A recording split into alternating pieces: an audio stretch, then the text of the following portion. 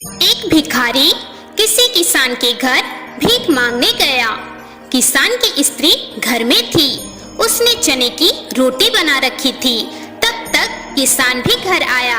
उसने अपने बच्चों को लाड़ दुलार किया। स्त्री ने उनके हाथ पैर धुलाए और उसके बाद वह रोटी खाने बैठ गया। स्त्री ने एक मुट्ठी चना भिखारी को भी डाल दिया। भिखारी चना लेकर चल दिया। रास्ते में भिखारी सोचने लगा, हमारा भी कोई जीवन है। दिन भर कुत्ते की तरह मांगते फिरते हैं, फिर स्वयं बनाना पड़ता है। इस किसान को देखो, कैसा सुंदर घर है। घर में स्त्री है, बच्चे हैं, अपने आप अन्न पैदा करता है, बच्चों के साथ प्रेम से भोजन करता है। वास्तव में सुखी तो यह किसान है। इधर वह किसान रोटी खाते खाते अपनी स्त्री से कहने लगा, नीला बैल बहुत बूढ़ा हो गया है, अब वह किसी तरह से काम नहीं देता। यदि कहीं से कुछ रुपयों का इंतजाम हो जाए तो इस साल का काम चले। साधु राम महाजन के पास जाऊंगा, वह ब्याज पर पैसे दे देगा। भोजन करके वह साधु राम महाजन के पास गया। बहुत देर हाथ जोड़कर विनती करने पर 1 रुपया सैकड़ा सूद पर साधु ने रुपए देना स्वीकार किया।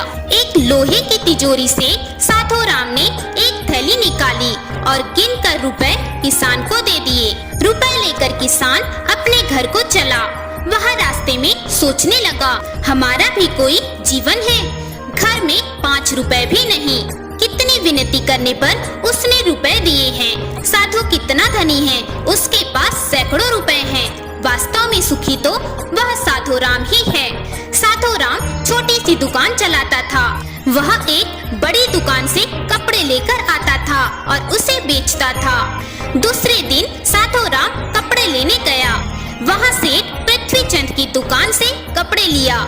साधु राम वहाँ बैठा ही था कि इतनी देर में कई तार आए। कोई बम्बई का था तो कोई कलकत्ते का। किसी में लिखा था 5 लाख मुनाफा हुआ, किसी में 1 लाख का। साधु महाजन यह सब देखता रहा और कपड़ा लेकर वहाँ से चला आया। रास्ते में सोचने लगा, हमारी भी कोई जिंदगी है। 100-200 जुड़ गए, महाजन कहलाने लगे। पृथ्वीचंद की जिंदगी कितनी अच्छी है, एक दिन में लाखों का फायदा। वास्तव में सुखी तो यही है। उधर पृथ्वीचंद बैठा ही था। इतने में ही तार आया कि 5 लाख का घाटा हुआ। वह बड़ी चिंता में था।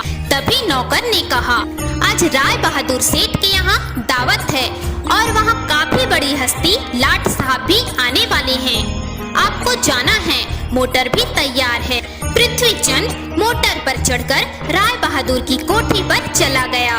वहाँ सोने चांदी की कुर्सियाँ पड़ी थी। राय बहादुर जी से कलेक्टर, कमिश्नर हाथ मिला रहे थे। बड़े बड़े सेठ खड़े थे। वहाँ पृथ्वीचंद सेठ को कौन पूछता। वे भी एक कुर्सी पर जाकर बैठ गया। उतने में लाट साहब आए। राय बहादुर से हाथ मिलाया, उनके साथ चाय पी और कुछ देर बाद दावत का आनंद लेने चले गए। पृथ्वीचंद अपनी मोटर में घर लौट रहे थे। रास्ते में सोचने लगे, हमारी भी ये क्या जिंदगी है। 5 लाख के घाटे से ही घबरा गए। राय बहादुर का कैसा ठाठ है। लाट साहब उनसे हाथ मिलाते हैं। वास्तव में सुखी तो यही है। अब इधर लाट साहब के चले जाने पर राय बहादुर के सिर में दर्द होने लगा। बड़े बड़े डॉक्टर आए। राय बहादुर एक कमरे में पड़े थे। कई तार घाटे के एक साथ आ गए थे, जिससे वे परेशान हो गए थे। उन्हें घाटे और अपने कारोबार की चिंता होने लगी थी। वे बड़ी चिंता में पड़ गए थे। तभी खिड़की से उन्होंने झांक कर नीचे देखा। एक भिखारी हाथ में एक डंडा लिए अपनी मस्ती में जा रहा था। राय बहादुर ने उसे देखा और बोले, वास्तव में तो सुखी यही है।